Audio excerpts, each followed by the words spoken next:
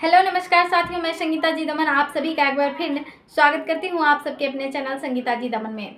साथियों, अगर आप अभी तक हमारे चैनल को सब्सक्राइब नहीं किए हैं तो कृपया चैनल को सब्सक्राइब कर लें ताकि हम जो भी वीडियो अपलोड करें वो सबसे पहले आप तक पहुँचे और आप देख सकें एक से बढ़कर एक स्टोरी। आप सभी को हम बताना चाहेंगे कि हमारे चैनल पर राजाओं, महाराजाओं, महापुरुषों और स्वतंत्रता सेनानियों के इतिहास के बारे में पूरी जानकारी दी जाती है। तो बने रहिए इस वीडियो के लास्ट तक। दोस्तों, आज हम आपको एक ऐसे स्वतंत्रता सेनानी के बारे में बताने वाले हैं जिन्होंने अपने देश के लिए हंसते हंसते अपने प्राण न्यौछावर कर दिए। दोस्तों, जी हाँ, हम बात कर रहे हैं राम मनोहर लोहिया की। राम मनोहर लोहिया के जीवन के बारे में, उनके कहे अनकहे कहानियों के बारे में, उनके अनसुने घटनाओं के बारे में।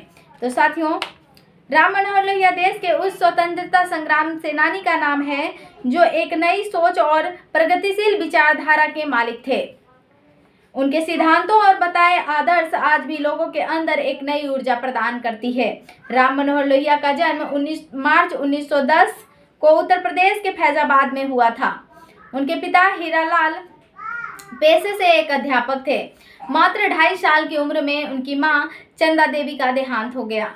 उनके पिताजी गांधी जी से काफ़ी ज़्यादा प्रभावित थे, जिसके कारण नन्हे लोहिया पर भी गांधी जी का असर हुआ। राम मनोहर लोहिया ने बम्बई के मारवाड़ी स्कूल से पढ़ाई पूरा किया। बर्लिन विश्वविद्यालय जर्मनी, जहां उन्होंने मैट्रिक की परीक्षा प्रथम श्रेणी में पास किए थे। बाद में इंटर में दाखिला बनारस हिंदू विश्वविद्यालय में कराया। इसके बाद इन्होंने 1929 में कलकत्ता विश्वविद्यालय से अपनी स्नातक की पढ़ाई पूरी की और पीएचडी करने के लिए बर्लिन विश्वविद्यालय जर्मनी चले गए, जहां से उन्होंने साल 1932 में इसे पूरा किया और उन्होंने शीघ्र ही जर्मन भाषा भी सीख लिए और उन्होंने उत्कृष्ट शैक्षणिक प्रदर्शन के लिए वित्तीय सहायता भी मिली। राम मनोहर लोहिया की विचारधारा नेहरू जी से काफ़ी अलग थी। साल 1931 में राम मनोहर लोहिया पंडित जवाहरलाल नेहरू से पहली बार मिले थे और कुछ सालों तक उनकी देखरेख में कार्य करते रहे, लेकिन बाद में उन दोनों के बीच विभिन्न मुद्दों और राजनीतिक सिद्धांतों को लेकर टकराव हो गया। 18 साल की उम्र में साल 1928 में युवा लोहिया ने ब्रिटिश सरकार द्वारा गठित साइमन कमीशन के विरोध में प्रदर्शन किए। भारत छोड़ो आंदोलन ने लोहिया को परिपक्व नेता साबित कर दिया। 9 अगस्त 1942 को जब गांधी और अन्य कांग्रेस के नेता गिरफ्तार कर लिए गए, तब लोहिया ने भूमिगत रहकर भारत छोड़ो आंदोलन को पूरे देश में फैलाया। भूमिगत रहते हुए उन्होंने ऐसी कई सारे पुस्तकें भी लिखी। 20 मई 1944 को लोहिया जी को मुंबई में गिरफ्तार कर लिया गया। उन्हें गिरफ्तार करके एक अंधेरी कोठरी में रखा गया। यह वही कोठरी था जहां जो 14 वर्ष पहले भगत सिंह को रखा गया था। वहां फांसी दी गई थी। इस दौरान लोहिया को पुलिस की ओर से काफ़ी यातनाएं भी दी गई और फिर 1945 में लाहौर से आगरा जेल भेज दिया गया। द्वितीय विश्व युद्ध समाप्त होने के बाद गांधी जी और कांग्रेस के नेताओं को छोड़ दिया गया, लेकिन केवल लोहिया और जयप्रकाश नारायण ही जेल में थे। लोहिया और जयप्रकाश नारायण के जेल में होने के कारण इसी बीच अंग्रेजी सरकार और कांग्रेस के बीच समझौता की बातचीत शुरू हो गई।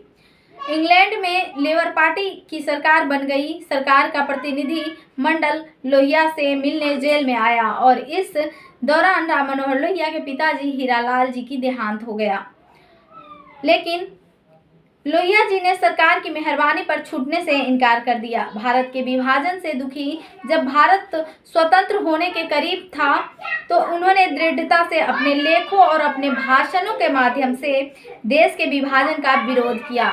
देश का विभाजन हिंसा से करने के खिलाफ आज़ादी के दिन जब सभी नेता 15 अगस्त 1947 को दिल्ली में इकट्ठे हुए, तो उस समय वे भारत के अवांछित विभाजन के विर्भाव की शोक की वजह से अपने गुरु के साथ दिल्ली से बाहर थे। आज़ादी के बाद भी वे राष्ट्र के पुनर्निर्माण के लिए एक स्वतंत्रता सेनानी के रूप में ही अपना योगदान देते रहे। उन्होंने आम जनता और निजी भागीदारों से अपील की कि कुओं, नहरों और सड़कों का निर्माण कर राष्ट्र के पुनर्निर्माण की योग्यता में भाग ली जाए। साथियों, आप सभी को हम बताना चाहेंगे कि प्रधानमंत्री जवाहरलाल नेहरू पर होने वाले खर्च की राशि एक दिन में 25,000 रुपये के खिलाफ आवाज उठाई। उस समय भारत की अधिकांश जनता की एक दिन की आमदनी मात्र 3 आना थी, जबकि भारत की योजना आयोग के आंकड़ा के अनुसार प्रति व्यक्ति औसत आय 15 आना था। मार्च 1948 में नासिक सम्मेलन में सोशलिस्ट दल ने कांग्रेस से अलग होने का निश्चय किया। उन्होंने कृषि से संबंधित समस्याओं के आपसी निपटारे के लिए हिंद किसान पंचायत का गठन किया। लोहिया भारतीय राजनीतिक में गैर कांग्रेसवाद के शिल्पी थे और उनके अथक प्रयासों का फल था कि 1967 में कई राज्यों में कांग्रेस की पराजय हुई थी।